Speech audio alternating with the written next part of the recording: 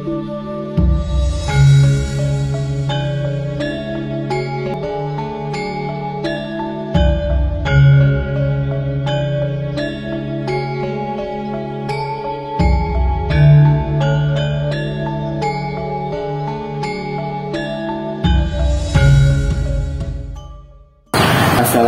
warahmatullahi wabarakatuh. Mohon Bapak Ibu Kepala Sekolah ingkang kinurmatan, Bapak Dendi selaku guru basa Jawa ingkang kula hormati lan kanca-kanca ingkang kula tresnani. Saderengipun mangga sasaripun ngaturaken syukur alhamdulillah wonten ngasanipun dinten Allah Subhanahu wa taala dene kula panjenengan sami taksih pinaringan rahmat saha hadayahipun katitik kula panjenengan sekalian taksih saged kempal wonten ing mriki.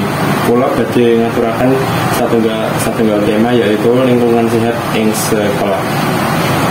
Hadirin ingkang kula tresnani, jaga kebersihan lingkungan niku kedah dipun digunakake dumateng kita sedaya jaga khususipun wonten lingkungan sekitar lan lingkungan sekolah. Kata bencana yang disebabkan karena kurang jaga kebersihan lingkungan. Contohipun wabah penyakit, polusi udara, lan sak intunipun jaga kebersihan lingkungan niku sebenarnya kegiatan ingkang sepele, ananging manfaatnya gede sangat. Manfaat jaga lingkungan niku kathah, lingkungan saged resik dadine lingkungan saged bebas saking sarang penyakit, suasana ngepekake ayem tentrem, nyiptakake urip ingkang layang lan sejahtera.